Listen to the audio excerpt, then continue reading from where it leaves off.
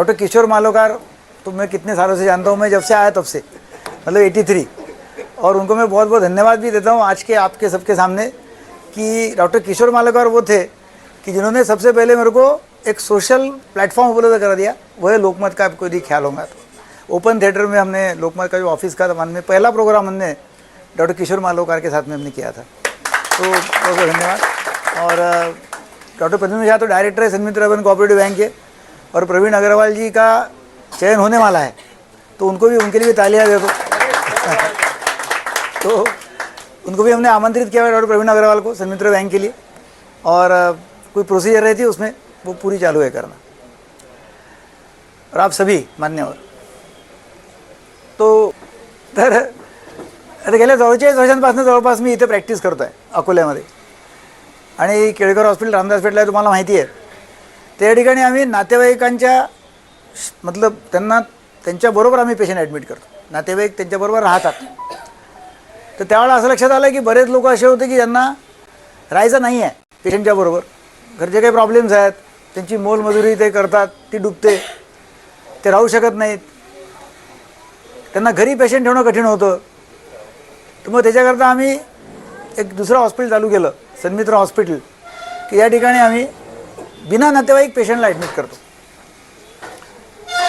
म्हणजे लोकांना जाऊन त्यांची रोजीरोटी कमवा, त्यांना आम्ही ठीक करतो, त्यांना इन्फॉर्म करतो आणि ते घेऊन जातात। त्याची खूप डिमांड असते याची, आणि बऱ्याच वेळा असं होतं की मंदबुद्धीचे आहेत किंवा एखादा व्हायलंट पेशंट आहे, घरी लग्नकार्य असतं, हा पेशंट ठेवणं अवघड होतं घरामध्ये अशा तऱ्हेचा। म्हणजे काही दिवसांकरता आम्हाला हे चालू आहे का, काही दिवसांकरता मग आमच्याकडे ते ॲडमिट ठेवतात, लग्नकार्य आटपा किंवा त्यांना काही पिकनिकला जायचं आहे, टूरला जायचं आहे, हा पेशंट घेऊन कसा राहणार, कंट्रोल होत नाही, कधी कधी व्हायलंट होऊन जातो, तर ते ठेवतात आमच्याकडे आणि मग त्याला पुन्हा वापस घेऊन जातात। तशा तऱ्हेचं ते एक आशा किरण हॉस्पिटल म्हणून आहे, सन्मित्र हॉस्पिटल प्रेमायसिसमध्ये, ते पण आम्ही ते चालवतो। त्या ठिकाणी मग दारूचे खूप पेशंट असतात की जे दारू सोडतच नाहीत, म्हणजे त्यांना जबरदस्ती जाणावं लागतं दारू सोडण्याकरता। आणि तुम्हाला कल्पना असेल की जवळपास 3 प्रकारच्या अशा गोळ्या आहेत दारूच्या, की एक गोळी अशी आहे की दारू प्यायची इच्छाच होत नाही, कॅम्प्रासॉल। दुसरी गोळी आहे नॅल्ट्राझोन, की दारू घेतली तर त्या दारूची मजा येत नाही, थोडं घेऊन फायदा काय, तर मजा येत नाही तर। आणि तिसरी गोळी अशी आहे की घेतली तर त्याची रिॲक्शन येते, वांद्या होतात। तसं ते कॉम्बिनेशन आहे। तर बऱ्याच वेळा मग स्त्रिया येतात किंवा नवऱ्याकरता गोळी घेऊन जा चुपचाप पण त्याला द्या। काय होतं मेनली की त्याचं ॲडिक्शन जे आहे ते पहिले 96 तास प्रॉब्लेम असतो विड्रॉल झाल्यानंतर, फर्स्ट 96 आवर्स, ते त्याला भरपूर हातपाय कापणं, घाम येणं, ताप येणं, फिट येणं। तर पहिले 96 तास त्यांनी एकदा काढले की मग तो जरा फॉर्ममध्ये येतो की आता मी दारू सोडायला तयार आहे। तोपर्यंत एक तो बेभान होतो किंवा त्याचं लक्ष नसतं आपण काय करतो त्याच्याकडे, ओरिएंटेशन चाललं जातं। तसे पेशंट आम्ही तिथे ठेवतो। आणि जवळपास 1.25 वर्षापासून 1.5 वर्षापासून महात्मा ज्योतिबा फुले योजनेअंतर्गत मोफत इलाज पण त्या ठिकाणी उपलब्ध आहेत। तर फक्त राशन कार्ड आणि आधार कार्ड जर असेल तर सर्व प्रकारचे मानसिक आजार त्या ठिकाणी आम्ही फ्रीली उपलब्ध करतो। त्यामध्ये RTMSची मशीन आहे की जे अदरवाईज पॉसिबलच नाही आहे, म्हणजे महाग मशीन आहे, मेंटेनन्स खूप आहे, तर ते पण फ्री उपचार आहे। रिपिटेटिव्ह ट्रान्सक्रेनियल मॅग्नेटिक स्टिम्युलेशन RTMS आहे, जी OCDमध्ये ऑब्सेशन्स ज्याच्यामध्ये आहे त्याच्याकरता, डिप्रेशन करता तर फार चांगली आहे। म्हणजे ते शॉक नाही आहे, म्हणजे बिना शॉकचा पेशंट ठीक केला जातो मॅग्नेटिक स्टिम्युलेशन। तर RTMS मशीन आहे तर त्याचा उपचार फ्री आहे। शॉक ट्रीटमेंट जे आम्ही ॲक्च्युली शॉक देतो ECT, तर ते सुद्धा फ्री आहेत। असे तो फ्री उपचार त्या ठिकाणी केला जातो, ते तुम्हाला सांगणं आवश्यक होतं की आम्ही करतो काय। त्याचबरोबर मग हिप्नोथेरपी आहे। नंतर आता अनॲड्रेस जो भाग आहे सायकियाट्रीचा, की जो कोणी करत नव्हता आतापर्यंत किंवा लक्ष देत नाही किंवा आपण बोलत नाही समाजामध्ये, तो आहे सेक्स विषयीचा, म्हणजे इरेक्टाईल डिस्फंक्शन किंवा प्रीमॅच्युअर इजॅक्युलेशन, ज्यामध्ये कोणी बोलतच नाही। म्हणजे मला आठवतं जेव्हा आपण चालू केलं लोकमतच्या बरोबर, तेव्हा मातृभूमीमध्ये आणि त्यावेळेला देशोन्नती मला आठवत नाही होतं का, तेव्हा आम्ही जेव्हा लेख लिहिले तेव्हा लोक माझ्या घरी आले की तुम्ही काय करू, लेख कसे काय लिहिता बा, या विषयावर तुम्ही लिहू कसं काय शकता। म्हणजे एवढं, म्हणजे लोक जे आहे ते करतात, फक्त बोलायचं नाही, जे करतो ते असं आहे त्या विषयाबद्दल। पण ते पण भारतभरातून आम्हाला फोन येत राहतात आणि आम्ही कन्सल्टेशन देतो, ऑनलाईन कन्सल्टेशन आहे। आणि यूट्यूब चॅनल तुम्हाला माहितीच आहे, इन्स्टा आहे तर त्याच्यावरती प्रेझेन्स असल्यामुळे लोक रोज आमच्याकडे 400-500 कॉल आहेत जवळपास, भारतभरामधून येतात आणि त्यांना आम्ही कॅटर करतो. म्हणजे ऑनलाईन पॅरल OPD चालते आमची. ही OPD इथली आहे आणि पॅरल ऑनलाईनची असं पण चालतं. आता तुमच्या विषयाकडे, आता तुम्ही बाकी सगळे याच्या अगोदर आम्ही चर्चा करत होतो, तर म्हटलं तुम्हालाच विचारावं तुमचे काय प्रश्न आहेत ते आणि त्याविषयी आपण बोलावं. तर मी काही चर्चा केली, तर मी तुम्हाला आज सांगणार आहे 7 मेंटल फिलॉसॉफीज जी ॲड्रेस करेल तुमचे सर्व प्रश्न जे तुम्ही मला विचारले आतापर्यंत ते, किंवा तुम्ही जे पोस्ट पाठवली आहे त्याच्यामध्ये. तर मेंटल फिलॉसॉफीज काय आहेत ज्या प्रत्येकाने आपल्या लाईफमध्ये आणायला पाहिजेत, त्या आणाव्यात. आणि त्या 7 पैकी किंवा 8ही सांगेल बोलण्याच्या ओघामध्ये, तशा भरपूर आहेत, पण 7 मुख्य. आणि ते जर आपण केलं तर त्यातली एक जरी घेतली तरी खूप झालं, अशा तऱ्हेचं आहे. तर सगळ्यात पहिलं जे आहे ते असं आहे की expect more from myself, या expect more from yourself than from others.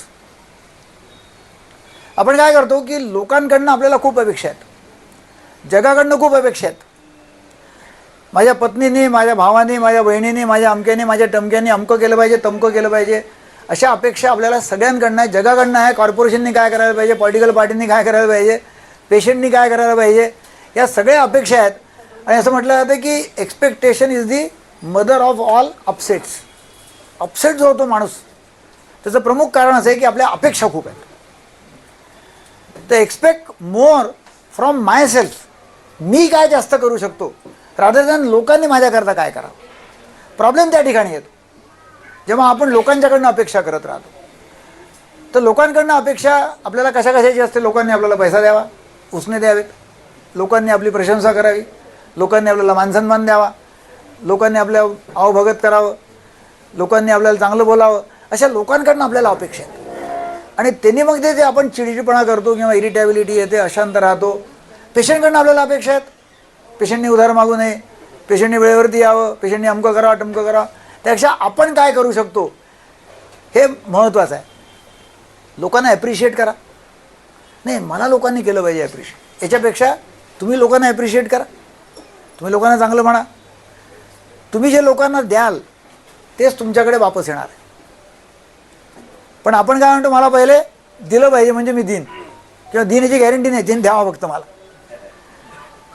तर देणं चालू केलं आपण लोकांना, मग आता काही पण द्या, प्रेम द्या, टाईम द्या, प्रशंसा करा, काही दान देता येईल तर दान द्या, पैसा देईल तर पैसा द्या, जे तुम्हाला देता येईल ते द्या, rather than expecting from people. कारण का जग सुधारणार नाही आहे. सासूकडनं अपेक्षा आहे तुम्हाला आहे ना, सगळ्यांच्या सासूबाई म्हणजे खाष्ट, सासू म्हणजे खाष्ट आहे ना. जेव्हा लग्न होतं तुमचं तेव्हा पहिला डोस काय दिला तो आईकडनं की पहा बाई सासू तुझी कशी आहे पहा. एक डोक्यामध्ये पक्क बसलेलं आहे सासू म्हणजे काय, अपेक्षा आहेत. आणि सासूला अपेक्षा सुनेकडनं आहेत, ते घरामध्ये प्रॉब्लेम्स आहेत, वादविवाद होत राहतात. तर जग सुधरून होत नाही, काही जग सुधारणार नाही आहे. सुरुवात आपल्यापासून जर केली तर जग आपोआप सुधारायला लागतं. एकदा एक वडील घरामध्ये संध्याकाळी 6 वाजता आले. त्यांची अशी रेग्युलर त्यांचं दिनचर्या आहे की संध्याकाळी 6ला घरी यायचं, ऑफिस त्रासून जाऊन घरी आलं की TV चालू करायचा, रिमोट हातामध्ये घ्यायचा, टाइम्स ऑफ इंडिया उघडायचा आणि आज काय चालू आहे, ट्रम्पनी काय नवीन नाटक केलं ते पाहायचं, रशिया युक्रेनचं युद्धाबद्दल काय चालू आहे, TV पण पाहायचा की आता सत्ता कुठे कुठे कोणाकोणाची बसते आहे.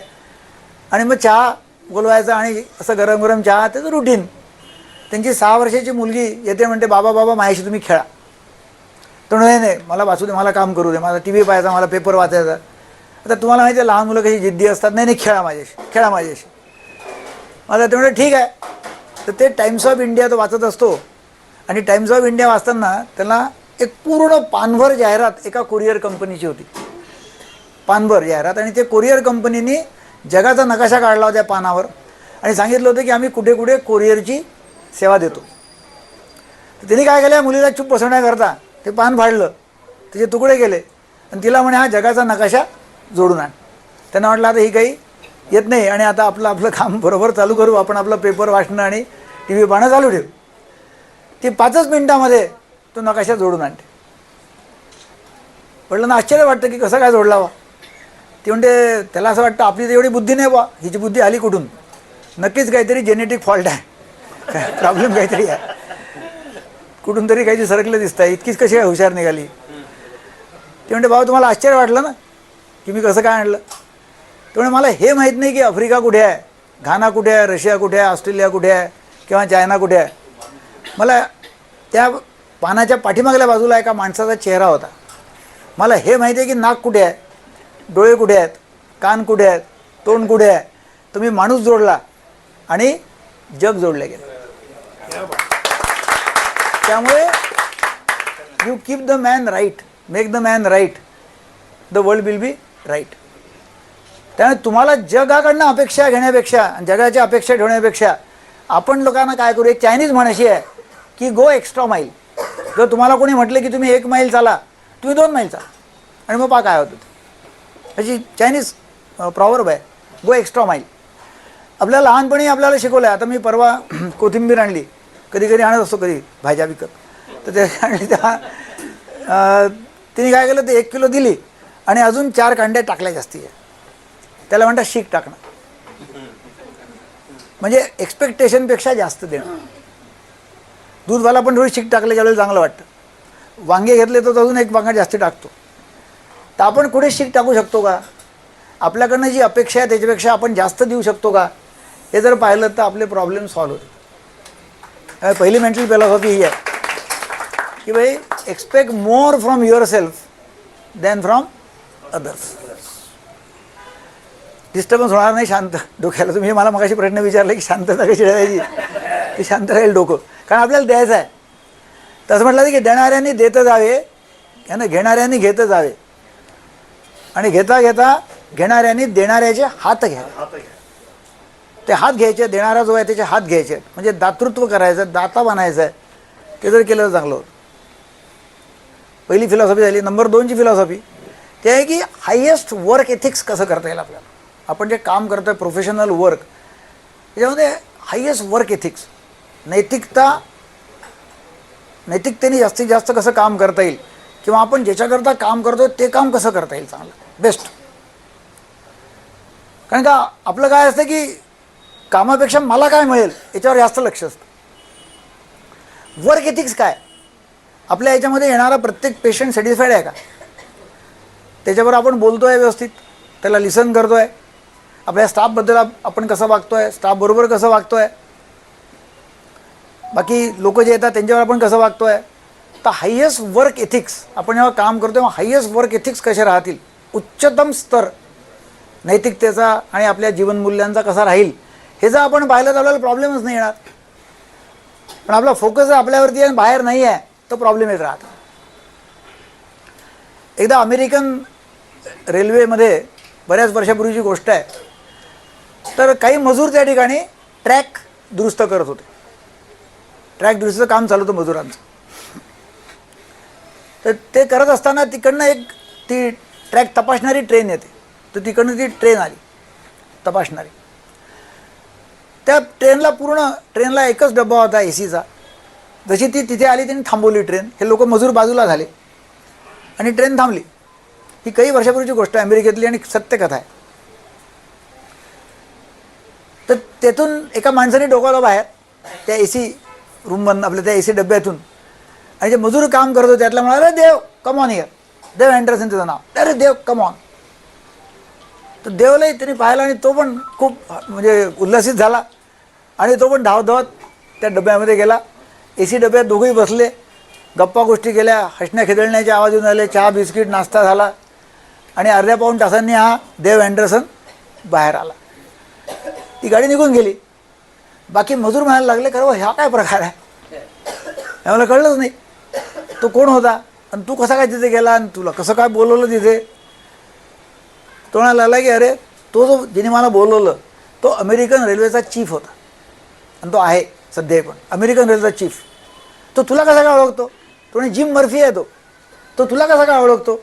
म्हणजे 25 वर्षापूर्वी जिम मर्फी आणि मी, आम्ही दोघं मजूर म्हणून अमेरिकन रेल्वेमध्ये ॲज ए लेबर कामाला लागलो.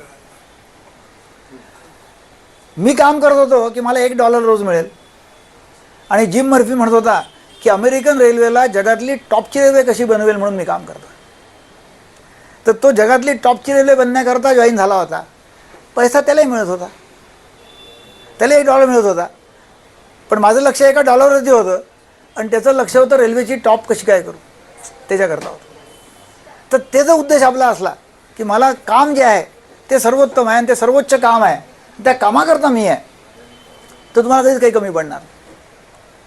तर आपलं काय असतं, मला जितकं मिळतं तितकं. म्हणजे जेव्हा तुम्ही एखाद्या स्टाफला कामावर ठेवता तेव्हा म्हणतो 10 ते 6 फक्त काम करेल, सुट्ट्या किती मिळतील, मेडिकल लीव मिळेल का, बोनस आहे की नाही आहे, अमका आहे का टमका आहे का. म्हणजे त्या चौकटीत काम करायला कोणी येत नाही. का मला कोणतं काम करायचं नाही आहे आणि कोणतं काम करणार नाही आहे सांगतात, राजा कोणतं काम करणार आहे. लक्ष कुठे आहे किंवा मी कुठे काम करणार नाही याच्याकडे. तर कर्मण्यवाधिकार असते महाफलेषु कदाचन. पण कर्म आपण करत नाही आणि फळ मात्र पाहायचं आहे आपल्याला. तर हे जर आपण एथिक्स ठेवलं, आपला हायेस्ट वर्क एथिक्स, तर नंबर 2ची फिलॉसॉफी जी आहे की हायेस्ट वर्क एथिक्स कसं राहिलं. वर्क ज्याच्याकरता आपण काम करतो ते काम आहे. पैसा मिळणं हा बाय प्रॉडक्ट आहे. पैसा देणारच आहे ना. त्याला $1 मिळाला, याला $1 मिळाला. आणखी नाही सत्य घटना सांगतो, ही सत्य झालेली आहे. पुन्हा आम्ही मध्ये काही वर्षापूर्वीची घटना आहे, अमोल येण्याच्या अगोदरची, जेव्हा मी सायकॅट्रिस्टची जाहिरात टाकली होती.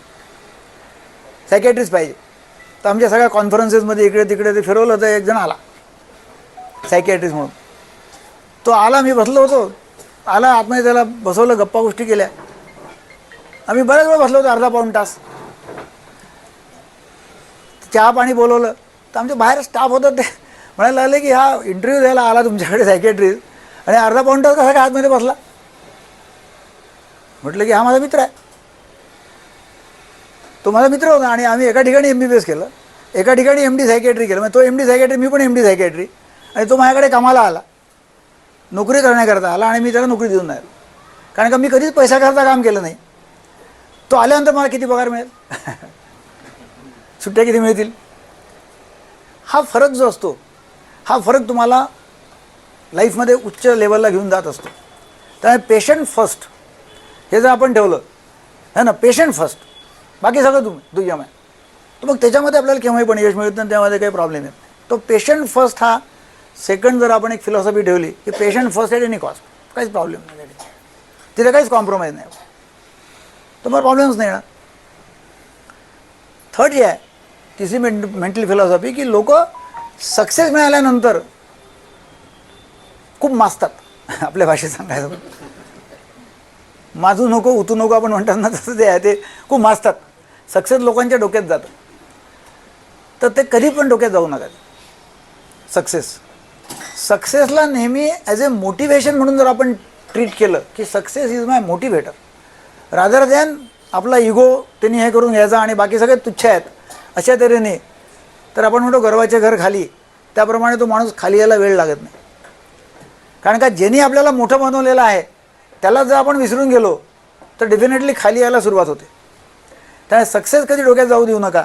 सक्सेस जर डोक्यामध्ये गेलं तर तो प्रॉब्लेम येतो. त्यामुळे सक्सेस ॲज ए मोटिवेटर. नंबर 4ची मेंटल फिलॉसॉफी आहे की बा फेल्युअर जेव्हा जेव्हा येतं तेव्हा आपण खूप डाऊन होऊन जातो. फेल होणं म्हणजे लोकांना फिअर ऑफ फेल्युअर खूप आहे. म्हणजे असं म्हटलं जातं की डेथ फिअर जो आहे त्याच्या खालोखाल नंबर 2चं जे आहे ते आहे फिअर ऑफ फेल्युअर. फेल नाही झालं पाहिजे. फेल झालं की लोक काय म्हणतील, लोक हसतील, लोकांना काय वाटेल, लोक म्हणतील अमकटम. माझ्याकडे लोक आले की मी त्यांना काय तुला फिअर ऑफ फेल्युअर आहे, मला भीती वाटते, लोक काय म्हटलं किती लोक आहे का तुझ्या सर्कलमध्ये. म्हटलं तुझ्याकडे जर कार्ड पाठवलं तर किती लोक येतील, किंवा तुझ्या अंत्ययात्रेला किती येतील, म्हणजे हे तर सांग कमीत कमी येतील 100 लोक. म्हटलं मग 100 लोक आहेत ना, काय म्हणतील ते. बाकी तर किती पॉप्युलेशन मोठी पडली 125 कोटीची, तर काय चिंता करतो, लोक काय म्हणतील. ते 50-100 लोक आहेत, काय म्हणतील. बाकी खूप मोठी पॉप्युलेशन आहे, त्यांना माहिती पण नाही तू कोण आहे, तर काही चिंता करायचं कारण नाही. पण फिअर ऑफ फेल्युअर खूप आहे लोक, जबरदस्त आहे फिअर ऑफ. तर आयदर मैं जीतता हूँ या मैं सीखता हूँ, देयर इज नो फेल्युअर. म्हणजे मी जिंकेल नाही तर मी शिकेल. फेल नावाचा शब्द काढून टाक. त्यामुळे तो फेलचं जे आहे कार्यक्रम तो बंद केला पाहिजे. थॉमस अल्वा एडिसननी जी स्टोरी सांगतात ती आहे की 10,000व्या प्रयोगामध्ये त्यांनी इलेक्ट्रिक बल्बचा शोध लावला. तर 9,999 पर्यंत काहीच झाला नाही कार्यक्रम. त्याला विचारलं तुला काय वाटतं, तुम्हाला 9,999 असे मार्ग सापडले की ज्यांनी इलेक्ट्रिक बल्बचा शोध लागत नाही. चालू आहे माझं काम करत. तर ते महत्वाचं आहे की काय होतं. लोक नोला खूप घाबरतात, नो ऐकायला घाबरतात. नाही म्हणेल बा तो म्हणून कोणी फोन पण नाही उचलत, फोन पण करत नाही. तो नाही म्हणेल, तो फोन घेणार नाही, अमकं नाही, म्हणजे अल्टिमेटली मी फेल होईल. फेल होणं कोणाला आवडतच नाही. पण एव्हरी सक्सेस किंवा एव्हरी चॅम्पियन जो चॅम्पियन बनतो त्याला विचारा तो किती वेळा फेल झाले, आणि तो सांगेल की किती त्यांनी फेल्युअरचा सामना केला.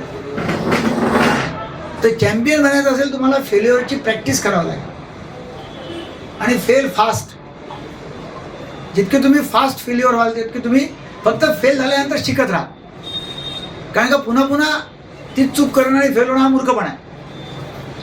फेल झालं तर शिकलं आणि आपण पुढे गेलो तर त्यांनी लर्निंग होईल आणि आपण पुढे जाऊ. तर नो पण लोक ऐकत नाही, नो ऐकणं पण लोकांना जमत नाही. एकदा एका आमच्या म्हणजे कार्यक्रमामध्ये असेच लोक येत राहतात वर्कशॉपमध्ये. तर त्याला तुम्ही बऱ्याच वेळा पाहिलं असेल, गंमत म्हणून घ्या बरं, पर्सनल कोणी घेऊ नका, कोणी अशी जोक सांगतो. तर तुमचं प्रॉमिस आहे कोणी पर्सनल घेणार नाही म्हणून पक्क ना. हा तर त्याला विचारलं का रे बा तुझी बायको जी आहे, आपण बऱ्याच वेळा पाहतो बायको सुंदर असते आणि हे लेखाचं लिमलट असतं कोणतं.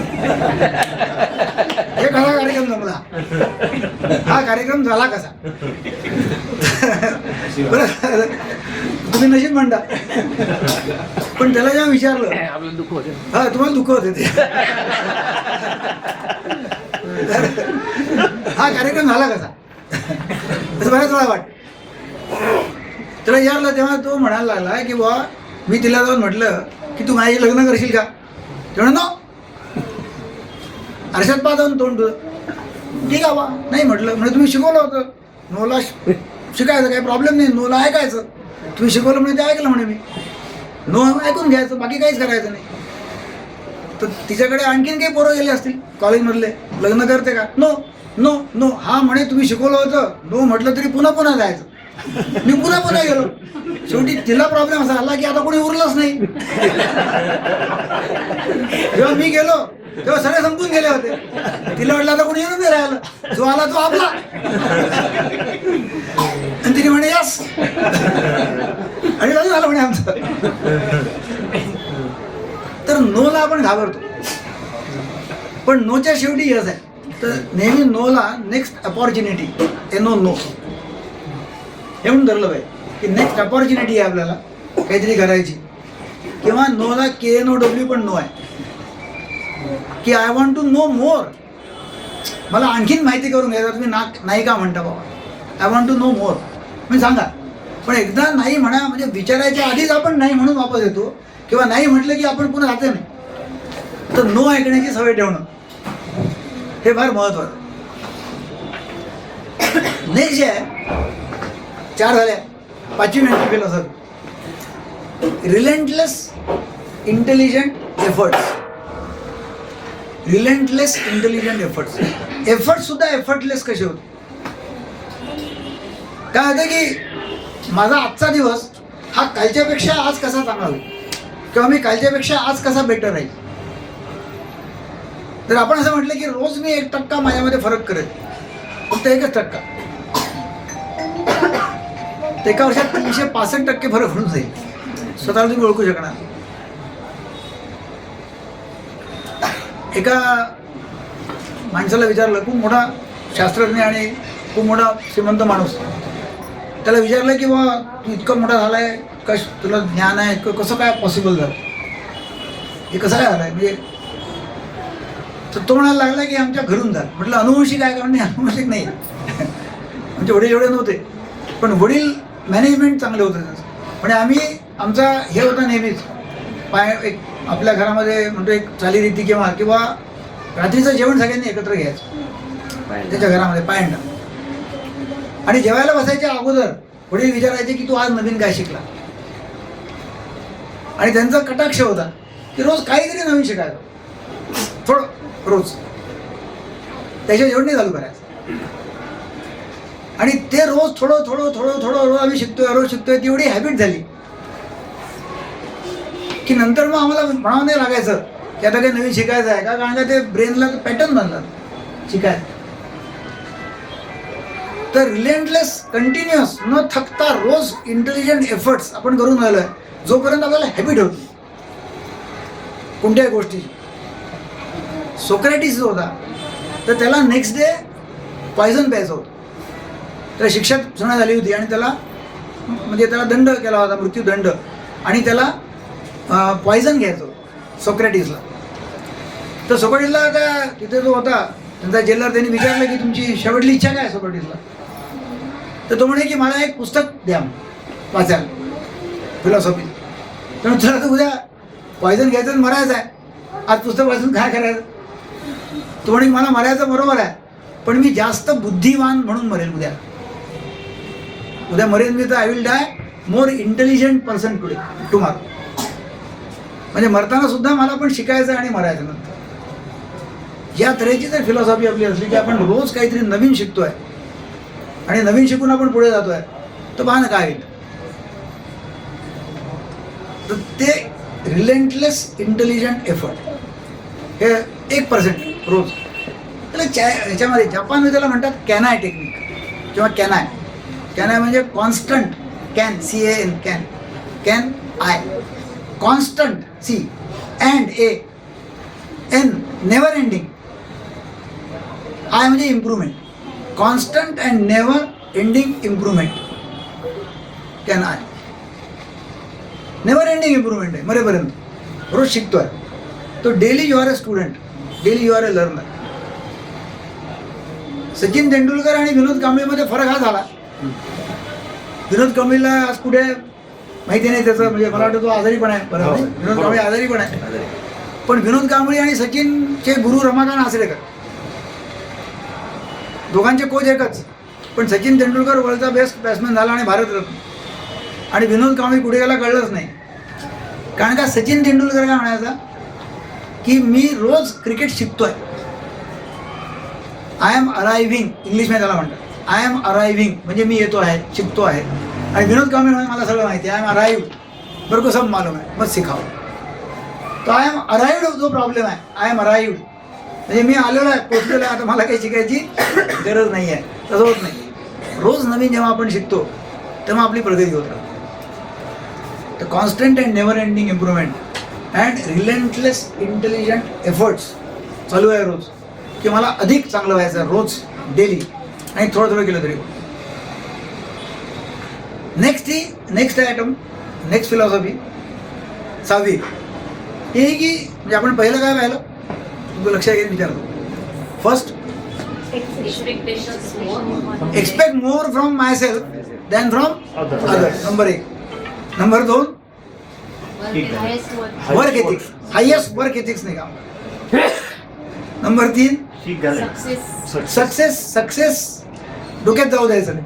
Success is motivation. नंबर 4, फेल्युअरला हँडल करता आलं पाहिजे, नोला हँडल करता आलं पाहिजे. आणि नंबर 5 जे आहे ते आपण काय म्हटलं, continuous efforts. Can I, relentless intelligent efforts चालू आहेत. रोज शिकतोय. समज आला आहे की तुम्ही जे काम करताय तर पर्सनल गुड्स म्हणजे पर्सनल बेनिफिट हा लार्जर बेनिफिटला कसा सर्व करेल. मला पैसा पाहिजे पण त्यांनी मी लार्जर बेनिफिट लोकांना कसं देऊ शकेल. तर integrating personal benefits to the larger benefit. मी जे काम करतोय ते लोकांचा कसा फायदा होईल, लोकांकडून काय मिळेल. तर माझं फोकस जे आहे ते लोकांवरती जर असेल, फ्रॉम इगो टू इको. आपलं काय असतं लहानपणापासून, तुझं पाहणं बा, तू सांगितलं कोणी प्रॅक्टिस किती आहे, किती पेशंट, किती पैसे कमवले आज. अशा तऱ्हेच आहे. पैसे कमवण्यापेक्षा आपण म्हणतो किती लोकांना मी चांगलं केलं आज. आज मी 25 लोकांना चांगलं केलं असं नाही होत. आज तो इतके पेशंट आहे, इतका कम आहे, नाही 25 लोकांच्या जीवनामध्ये मी फरक केला आणि 25 लोकांना चांगलं केलं, म्हणजे हे सुधारले बघ आज. म्हणजे फोकस कुठे आहे? फोकस आहे बाहेर इगोवरती, नॉट ऑन द इगो. कारण इगो जे आहे ते सर्व दुःखाचं कारण आहे. किंवा इगो किंवा मी किंवा माईन, माझं, मला. आणि इगोची जी भूक आहे ती भूक कधीच पूर्ण होणारी नाही. आता आम्ही काही चर्चा केली बाकी लोक यायच्या अगोदर की इगो असा डब्बा आहे की ज्याला खाली तळ नाही, त्यात किती पण टाका कमीच आहे, तो डब्बा भरतच नाही. किंवा असा डब्बा आहे, असा मटका आहे की ज्याला छिद्र आहे, किती पण पाणी टाका ते भरणारच नाही. आणि इगोचं खाद्य काय? इगोचं खाद्य आहे प्रशंसा. प्रशंसा पाहिजे, वाहवा पाहिजे, टाळ्या पाहिजेत, लोकांनी चांगलं म्हटलं पाहिजे, लोकांनी प्रेम दिलं पाहिजे. आमचं सगळं पाहिजे पाहिजे पाहिजे पाहिजे पाहिजे पाहिजे पाहिजे असं आहे इगोच. आणि तरी समूह दुःखाचं कारण जे आहे ते इगो आहे. तर इगोवरनं आपला फोकस इकोवरती कसा राहील? आपण कसं सांगतो की हे घरची माझे विश्व,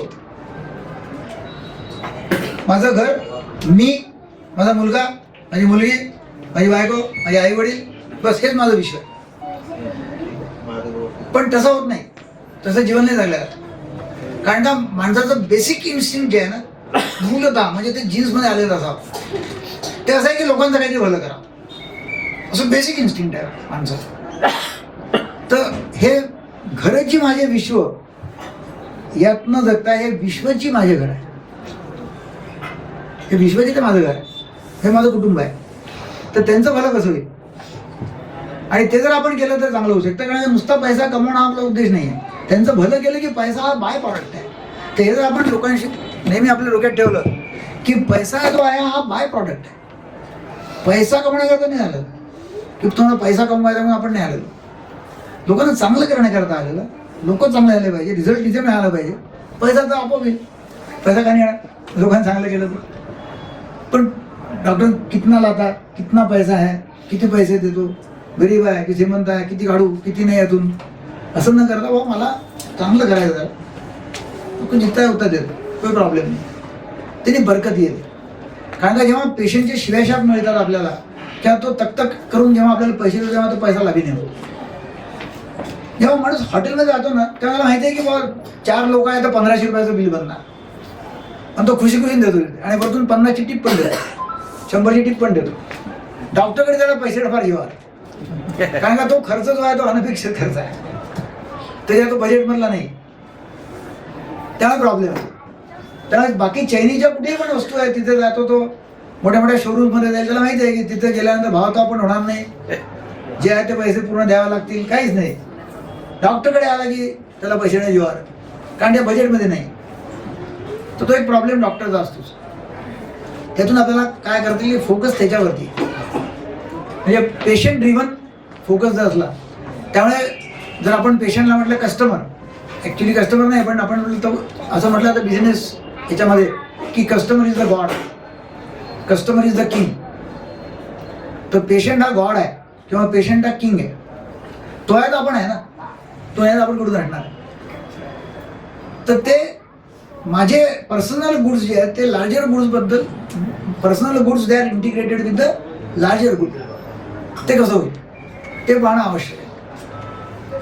एका जणाला माझ्याकडे आला, तो म्हणे की मला दारूचं लायसन्स घ्यायचं आहे आणि त्यात खूप पैसा आहे. चांगली गोष्ट आहे, घ्या मग, प्रॉब्लेम काय? म्हटलं तू माझ्याकडे आलास म्हणजे काहीतरी तुला डोक्यात आहे की घ्यावं की न घ्यावं. म्हटलं तुम्हाला सांगे दारूच्या दुकानामध्ये पैसे खूप मिळतील, पण लार्जर गुड्स करता ते फायद्याचं आहे का? दारूचं दुकान त्याचं नुकसान आहे लोकांचं, पैसा कमवशील, ultimately you are spoiling the society. नाही नाही म्हणे लायसन्सवाल्यांना आम्ही देऊ हमको. म्हटलं नाटकं नका करू, तुम्ही जे देणार आहे ते लोकांना माहिती आहे की काय होतं ते, आणि काय होतं ते सगळ्या जगाला माहिती असते की जास्त रांगा दारूच्या दुकानाबाहेर असतात सकाळी सकाळी 7 वाजता. आणि दूधवाला घरी येऊन दूध देतो तर आपण दूध नाही पीत, पण दारूच्या दुकानावरती नगदमध्ये दारू घेतो आणि इकडे उधारीत दूध नाही घेत. दारूच्या दुकानावरती रांगा लावून पैसे देऊन नगदमध्ये लोक घेतात. तर तू लोकांचं भलं करणार आहे की नाही? त्यांनी ड्रॉप केला विचार, ते काय सोडून दिलं. तर लार्जर गुड काय आहे, जे मी करतोय ते समाजाच्या हिताकरता आहे का, हे जर हा जर विचार प्रत्येक वेळा आपण केला तर आपलं बरं होतं. सातवा जो आहे तो आहे की आपण जे आहोत ते पुन्हा तेच इगोवरती न करता आपल्याला एक गरजेचं आपण एक एजंट आहोत. मग आपण ज्याच्यावरती भरोसा असाल, कोणाचा अल्लाह असेल, कोणाचा ईश्वर आहे, कोणाचा राम आहे, कोणाचा रहीम आहे, कोणाचा भगवान कृष्ण आहे, कोणाचा शंकर असेल, जे कोणी ज्याला कोणी तुम्ही ख्रिश्चन असतील तर जिजस काही असतील, ज्याला तुम्ही कोणाला मानता, तर अल्टिमेटली काय, अल्टिमेटली एक एनर्जी आहे. तर स्पिरिच्युअलिटीमध्ये पाहिलं तर तुम्ही आणि मी आपण एकच आहोत.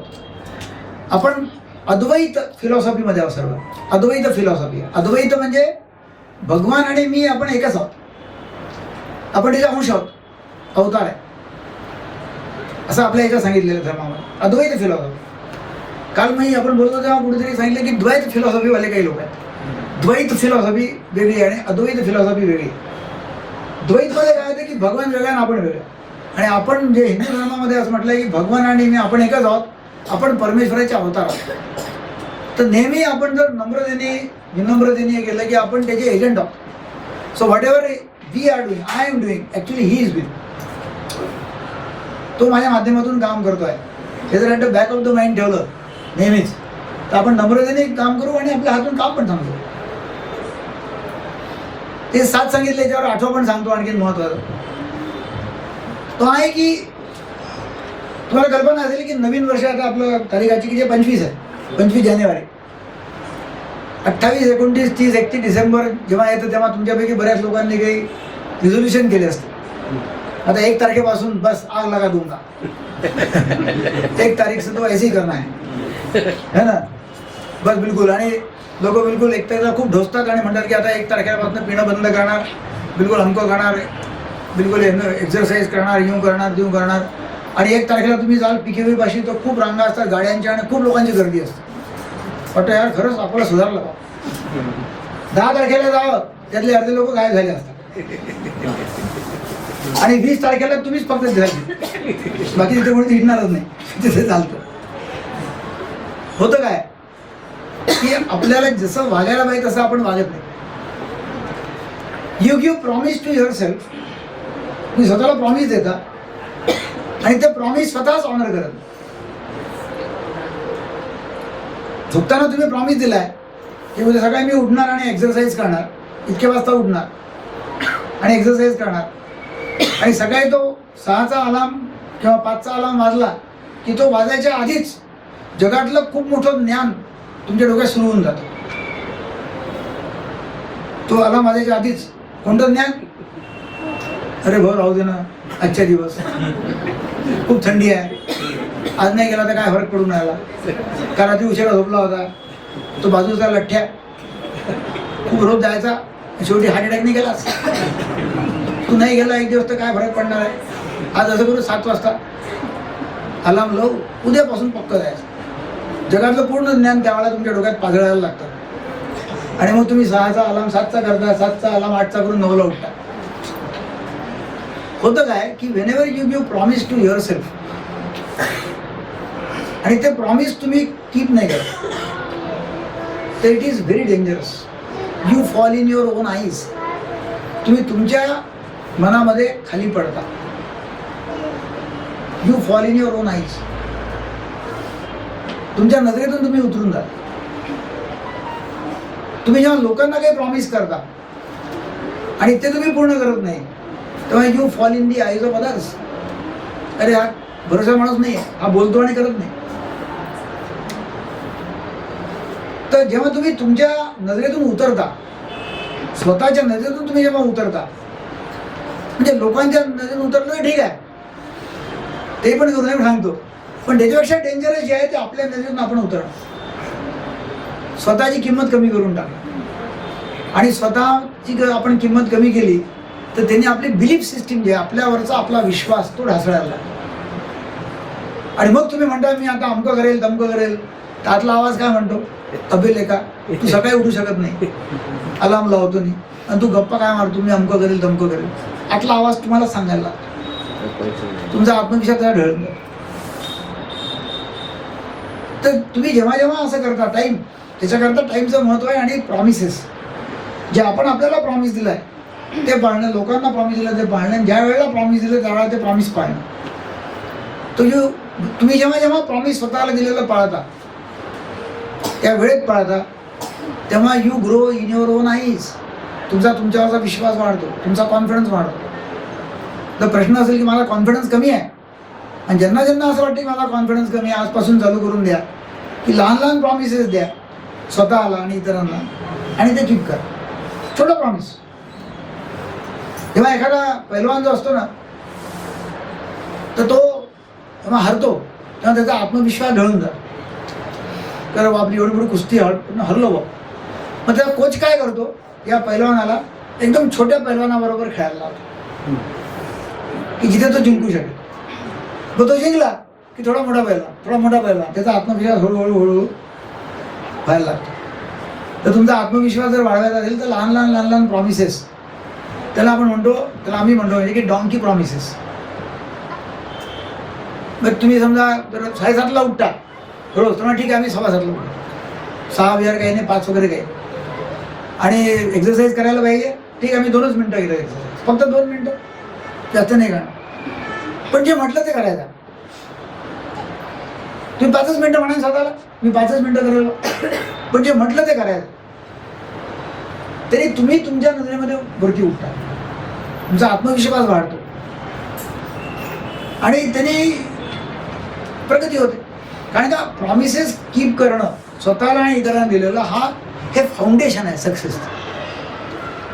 बिलीफ सिस्टीम जी आहे ना, ही फार महत्त्वाची आहे माणसाची. तुमच्यावरती बिलीफ नाही राहिला, आत्मविश्वास नाही आहे, तुमच्यावरती विश्वास नाही आहे की मी करू शकेल की नाही आहे.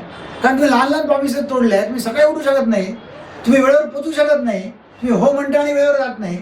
अनेक वेळा असं होतं की तुम्ही ट्रेनवरती वेळेवरती पोचत नाही, मग धावपळ करता आणि मग ट्रेनवर जाऊन पकडता, बस तुमची सुटून जाते, लोकांना तुम्ही वेळ देता, वेळेवर तुम्ही जात नाही. घरी तुम्ही वेळ देता बायकोला की मी इतक्या वाजता येईल, आणि तुम्ही म्हणता तर पेशंट आला जात नाही, आणि मग घरात भांडणं होतात, आणि मग तुमचा विश्वास होतो की हा म्हणतो आणि येत नाही. मतलब काय?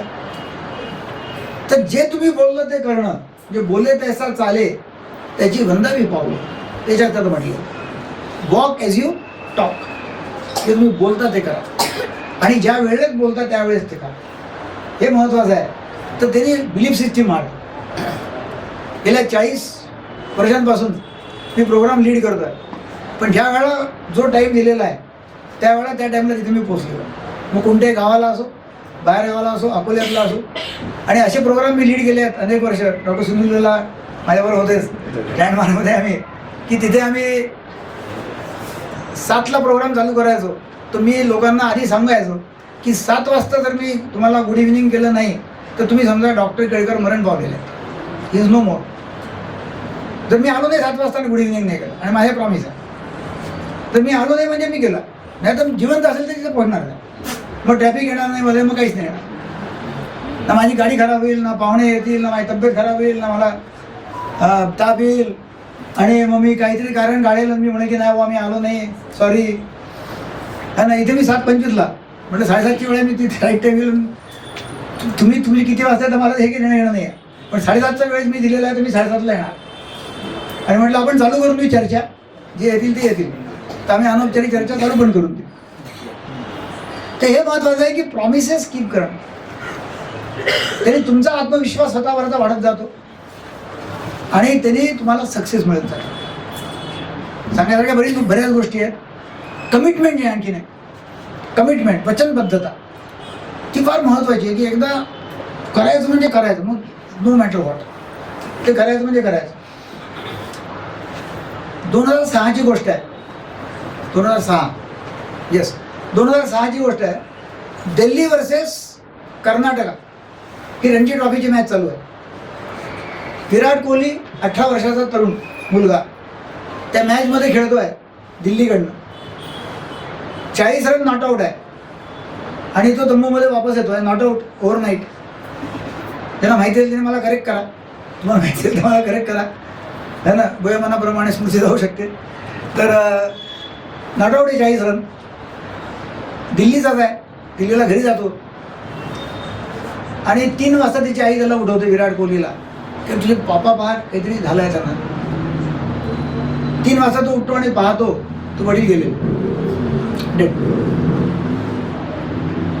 त्याला प्रश्न पडतो आता करायचं काय. 40 नॉट आउट आहे, दिल्लीची टीम ट्रबलमध्ये आहे, होते घरून जाईल, आता करायचं काय. तो कोचला फोन करतो, करू काय. कोच म्हणे आता जे जायचं ते होऊन गेलेलं आहे, त्यांची बॉडी घरामध्ये आहे, तू आता काही करू शकत नाही. आता तू जे करू शकतो ते कर, तू दिल्लीला वाचू शकतो आता. ठीक आहे, माझं कमिटमेंट आहे. आणि तो पुन्हा सकाळी 10 वाजता मैदानावरती खेळायला 90 रन ठोकतो 40 ओव्हरनं आणि घरी येऊन अंत्यसंस्कार. ते कमिटमेंट आहे. आणि हे कमिटमेंट पाहूनच आपण जर काम केलं अशा तऱ्हेने. आणि मी पण माझ्या लाईफमधलं मी जेव्हा शेअर करतो, शनिवारी माझे वडील वारले अचानक 1992. ते मला नेहमी म्हणायचे की तू इतका हिंडत राहतो तर माझी जेव्हा शेवटली वेळ येईल ना तेव्हा तुम्हाला पाणी नाही पाडणार, त्यावेळेला मला पाणी पाहिजे, मला मिळणार नाही. म्हणून नाही तुम्ही चिंता करू नका, काही चिंता नाही. तर शनिवारची गोष्ट होती, मी बाहेर गावालाच होतो, त्यावेळेला संध्याकाळी 5ला घरी आल्यानंतर भरलेले होते, त्यामुळे मला खोकला येत आहे, ठसका लागला, पाणी आण. त्यानं पाणी दिलं. पाणी दिल्यानंतर बसल्या ते खाली कोसळल्याने गेले. मी आम्हाला 1-2 तास मिळाले त्यावेळेला. 1992 काही ICU नव्हतं, काही नव्हतं. आणि गेले. एकदम अचानक झालेलं सगळं. सकाळी आम्ही अंत्ययात्रा केली, रविवार होता दुसऱ्याशी. आमची ओपीडी आता मी डॉक्टर प्रवीण अग्रवाल बोलत होते, म्हटली तेव्हा ते म्हणे बंद केव्हा असतो. म्हटलं आम्ही 24/7. 1983 पासून दवाखाना कधीच बंद नाही. रविवारी पेशंट लोक आले, व्हायलंट पेशंट खाली होता. त्यांनी सांगितलं की डॉक्टरांचे वडीलवाले आता अंत्ययात्रा करून आलेले आहेत. पेशंट म्हणे आम्हाला काय देणं घेणं, आमचा पेशंट व्हायलंट आहे, एक जण फिटवाला होता, त्याला फिट आलेली आहे, आम्हाला फिट येईल. पण ठीक आहे, मी येतो खाली. 11 वाजता ओपीडी चालू केली आणि मग पेशंट येत राहिले. 5 वाजेपर्यंत ओपीडी काढून झालं. कारण का आपलं कमिटमेंट आहे. लोक 13 दिवस घरी बसतात. बघ 13 झाल्याशिवाय लोक बाहेर येत नाही. 14व्या दिवशी गोड जेवण करायचं मग येतात. आम्ही 14 तास पण नाही थांबलो. इंदिरा गांधीची चिता जळत असताना राजीव गांधींनी पंतप्रधानाची शपथ घेतली. तिथं अग्नी देऊन आला आणि इकडे प्राईम मिनिस्टरची शपथ घेतली. पण आपल्या लाईफमध्ये पण पहा काय होतं ते. लोक आता शॉर्ट करत आलेले आहेत की 3 दिवसावरती आले लोक. पण अजूनही खूप ठिकाणी 14 दिवस. 14 दिवशी गोड जेवण झालं, सगळ्या गावाला जेव घातलं आणि ढेकरा दिल्या सगळ्यांनी. गोड जेवणाचे की मग लोक कामाला लागतात, तोपर्यंत काम नाही करत है ना. लोकांना काम न करायचे काहीतरी कारणं पाहिजे असतात की काम का नाही करायचं आणि कसं नाही करायचं. तर तेव्हा फिलॉसॉफी ही आहे की दुःख झालं तरी पण ठरवून ठेवा किती वेळ दुःख करायचं. कारण का अदरवाईज तुम्ही दुःखामधून बाहेर येणारच आहे. मग किती दिवस, 1 दिवस 2 दिवस 1 महिना आधीच ठरवून ठेवायचं. तेव्हा 1 दिवस दुःख करा, मग खोलीत जा, खूप दुःख करा, रडापडा, बाहेर झालं बस झालं, आता त्याला कामाला लागतं. आणि सुख झालं तरी पण किती दिवस करायचं. लोक सेलिब्रेशन करतात 15-15, 8-8, 15 कामच नाही करतो, बंद करून टाकतात सगळं. लग्न आहे म्हणे आता सगळं बंद. आणि लग्नामध्ये पैसे उधळतात आणि बिझनेसही बंद करून टाकतात. आणि एन्जॉयमेंट आहे, पोरगं पास झालं 3 दिवस बंद सगळं. तर सेलिब्रेशनही किती दिवस करायचं आणि डिप्रेशनही किती दिवस करायचं, ही जर फिलॉसॉफी ठेवली आपण तर डेफिनेटली आपण पुढे जाऊ शकतो. मी बरंच काही बोललो, मी तुम्हाला ऐकण्याकरता ॲक्च्युअली आलो की तुमचे काय प्रॉब्लेम आहे. त्यापैकी तुम्हाला जर काही भावलं असेल याच्यातलं तुम्ही नक्कीच घेऊन जा घरी. त्यातली एक जरी गोष्ट तुम्ही घरी घेऊन गेलेत आणि तुमच्या लाईफमध्ये तुम्हाला जर काही शिफ्टिंग मिळालं त्याच्यापासून, तर डेफिनेटलीच माझ्या इथे येण्याचं सार्थक होईल. तुमचे काही प्रश्न असतील तर विचारा, आपण त्याची चर्चा. मी सायकॅट्रिस्टवर काही बोललोच नाही.